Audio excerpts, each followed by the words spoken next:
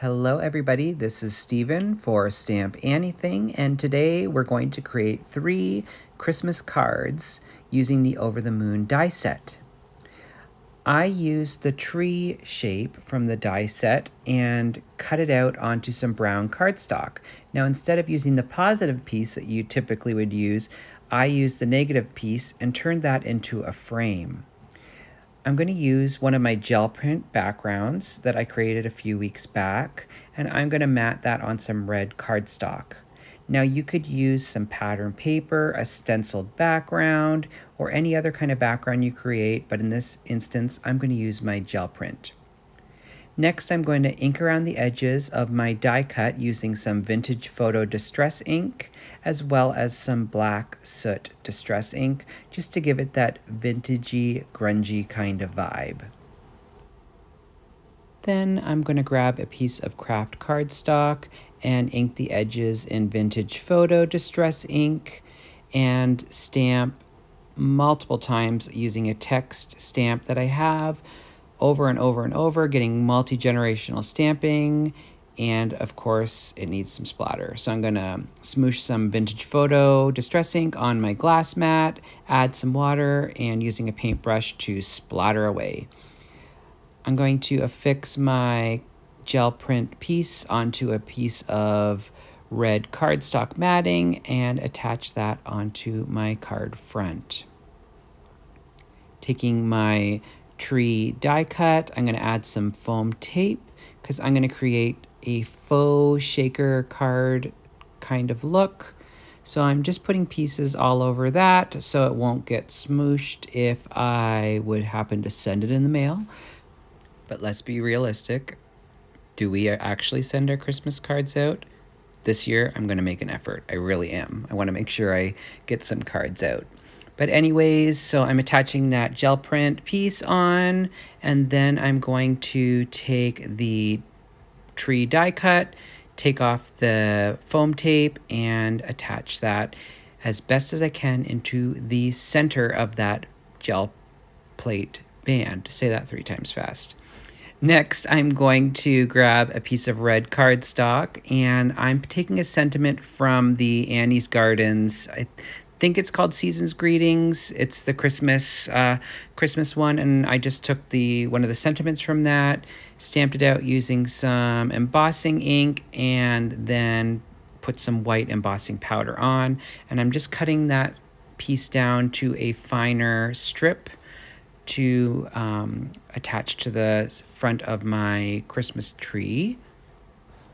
And here is when I kind of felt my card was missing something, needed a little bit more to read Christmas, so I added a star and I just rated one of my dies and found that shape. Lastly, I'm going to attach my card front onto my card base with just a hint of a white border, which I feel brings everything together, and then adding a few sequins. And I feel like this kind of just makes it look like they're baubles on a tree. And that completes card number 1.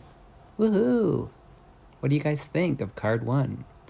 So card 2, let's get started on that. I'm going to grab a piece of red cardstock and grab that yummy text background stamp I have, and then just randomly stamp here, there, and everywhere on the front using vintage photo distress ink. Once I'm done doing that, I'm going to use the same ink and just ink around the edges to give it that vintage, grungy kind of vibe, because that's how I like it. Now, I die cut out that Christmas tree again onto some green cardstock, but rather than doing a rectangle frame, I did a circle. Now I cut out 2 circles, one with the Christmas tree, and then I grabbed a gel print piece again that I had done and cut just a plain circle shape out for my background because, you guessed it, I am making a shaker card, which is why we are gluing on some acetate onto the back of the green Christmas tree shape. Once that is dry, I'm going to move on and die cut out some letters that spell ho ho ho from the Annie's alphabet die set. I ink blended the edges using Vintage Photo, and I'm sure you're not surprised to see that background stamp in use again.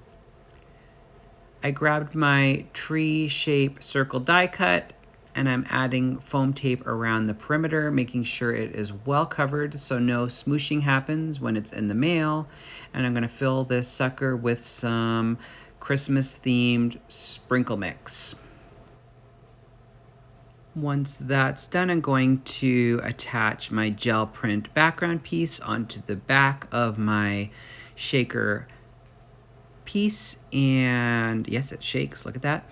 And then I'm going to ink blend it up using Vintage Photo again, all around the inside and outside perimeter. Once that's done, I'm going to glue the back and attach it to my card base.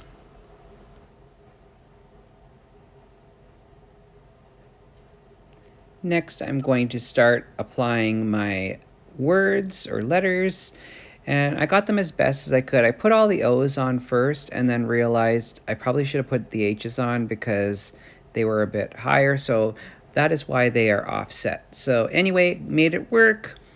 I heat embossed a sentiment using white embossing powder, and that is from the same holiday stamp set, Annie's Garden flower set.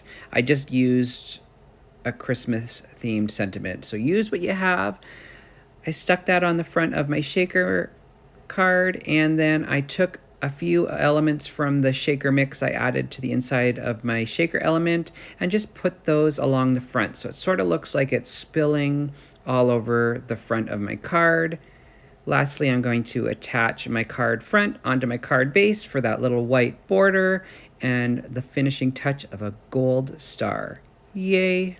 We've got card number 2 complete. Look at us go. All right, for our final card, I decided to use the positives that we cut out from the other 2 cards, so waste not, want not. So I have the brown tree, the green tree, and then I cut out a lighter green tree in a smaller size. It's from that same Over the Moon die set. I'm going to take those, stick them on my gel plate just so they don't move around, and I'm going to ink blend them using Vintage Photo, no surprise. And guess what? Once I'm done ink blending them up using Vintage Photo, what am I going to do? I'm going to add that text stamp. So everything ties together. These cards could be given as a set to someone as a gift, or you can just hand them out.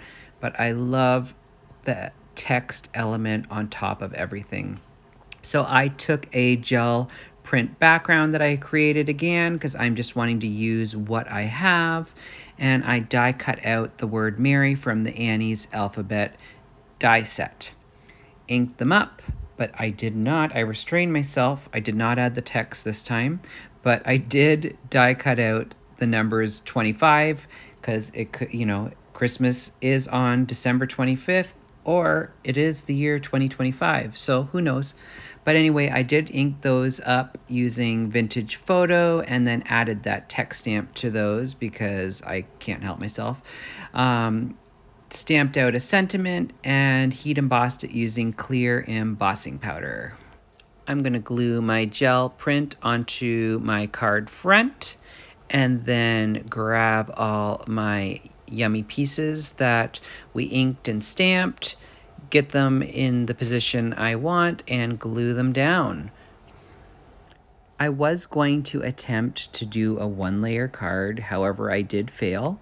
I did glue the pine trees directly onto my card front, and I did the same for all the Mary letter die cuts, the little word die cuts. I glued them directly on my card front. However, it's just not in me to do a 1-layer card. I need some kind of pop and dimension on my cards, so I did fail, and I put some foam tape on the back of the 25 to give it a little bit of pop. So I popped the 2 and the 5 up, but I did glue the word sentiment strip that says Christmas. I glued that directly onto my card front. Once I had everything in place, I pulled out that sequin mix that I used on the other 2 cards and added 3 sequins to create a visual triangle around the number 25. I added some glue to the back of my card front so I could attach it to my card base. And with that, folks, we have not 1, not 2, but 3 Christmas cards ready to go. Happy Christmas in July. Let me know which card you liked most. Card number 1, card number 2, or card number 3. Thanks for crafting with me, everybody, and we'll see you next time. Take care. Bye-bye.